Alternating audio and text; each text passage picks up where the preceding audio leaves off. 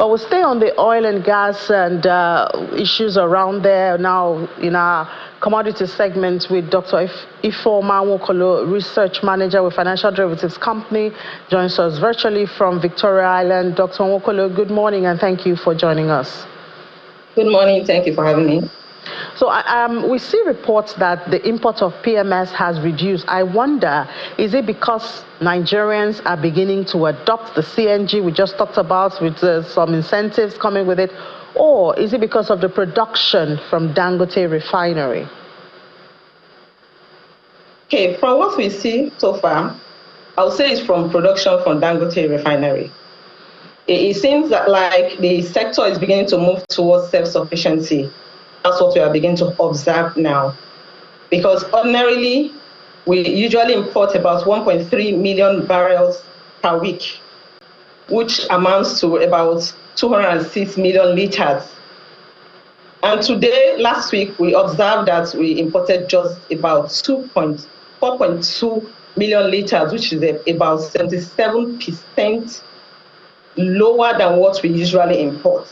So we gave it to Dangote Refinery. Honestly, Dangote Refinery produces about 650,000 barrels per day, which amounts to 103 million liters. And when you multiply by 7 per week, we have about 723 million liters, which is massive, even higher than what we usually import. So I think the massive production of Dangote Refinery has brought about a decline and is a plus to us because it's going to bring down the pressure on the forest markets, because there will be no much pressure on sourcing for effects for importation of petroleum. Also, it's going to kind of increase the capacity of our local refineries and is a wake-up call to other refineries.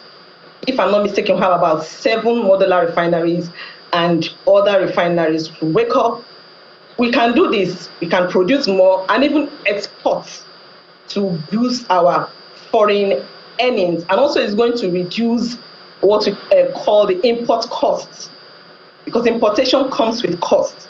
So when the import costs increase, in the short or medium term, begin to see that the price of petrol will stabilize or even decrease. Then coupled with the fact that it is going to reduce the incidence of fuel scarcity. If you look at the trend, every 2-3 months, we are seeing petrol scarcity and the rest. What I think is the Dangote Refinery that is doing this. Thank you. Yeah, but you know, there are some issues also coming up even with the Dangote Refinery, the issues around infrastructure, monopoly. If anything happens on that road, that could disrupt supply. So I still hear a little bit of importation going on. I wonder if you've heard anything about that, importation of PMS in spite of this, just to give more security of energy to Nigerians. Yeah, I would say that the issue of infrastructure has to be fixed if this must work, either via pipelines or something. So it has to be done and must be collaboration between Dangote Refinery and the government. They can do it so that this can have quick access to their buyers, rather than having these heavy trucks on the road, which will, at the end of the day, destroy the roads, what we are seeing today. So it's important this is done. And it's also important that the issue of monopoly is not even supposed to come. We'll have other refineries, like I said earlier, is a wake-up call to other refineries. And other refineries that are not functioning, government should make do to sell them out to, interested buyers who want to buy this refinery, so that the issue of monopoly can be ruled out. Yeah, well, I wonder if investors will really find it attractive at this stage, But there's also another related issue, which is the Shell deal. We hear it's been blocked. Do you have details? Have you heard anything?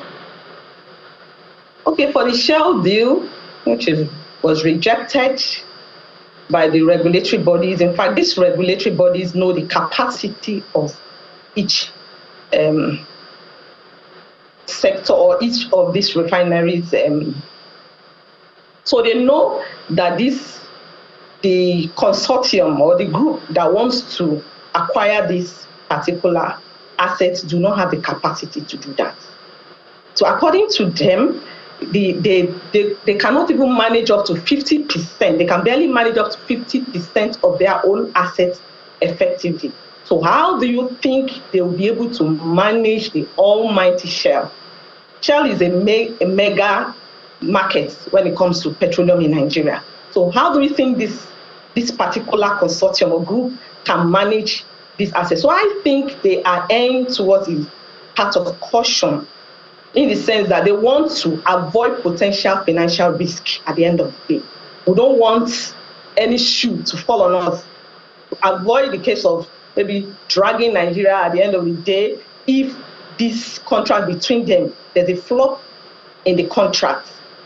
So to avoid what happened during the African free trade, China-African free trade and Ogun State. I know what happened to Nigeria, the way Nigeria was dragged, assets were seized.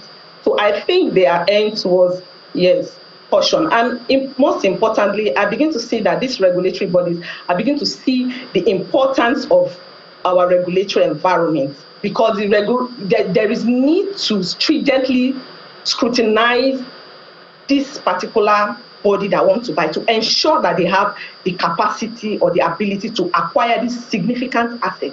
Shell assets is a very significant asset which must be well managed and managed effectively. So I think that is why they are stepping it down. All right. Let's look at commodities now, especially with the reduction in imports of PMS. The impacts, what are we seeing with price of commodities? I think we have some of them right here. Yes, we know that inflation increased for September, but when we look at domestic commodity prices, it's mixed. We still have the harvest season, but we have the Naira depreciation also as a factor. So I guess that prices are mixed right here. You have more details on those, the price of commodities, domestic commodities. Yeah, in domestic commodities, we have mixed prices.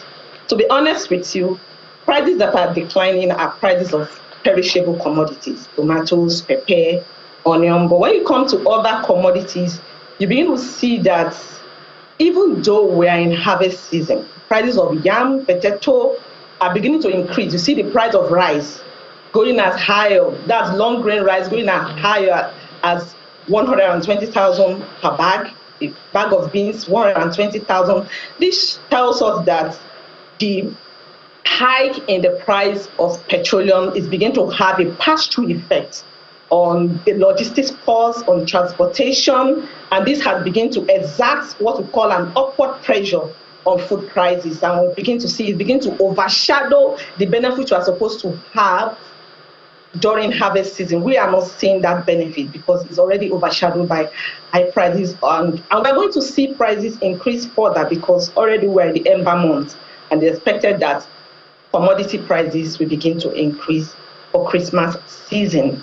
And also the weak Naira is also playing a role here because importation is going to be quite expensive because of the weak Naira, and this will pass through have a pass-through effect on prices. So even though the importation of petroleum has declined, we are not going to see, it does not result to a decline in the price of petroleum. No. Yeah, it's just so availability. I guess we should just celebrate the availability first. And we can talk about affordability later. Thank you so much, Dr. Ifeoma Nwokolo, Research Manager at Financial Derivatives Company.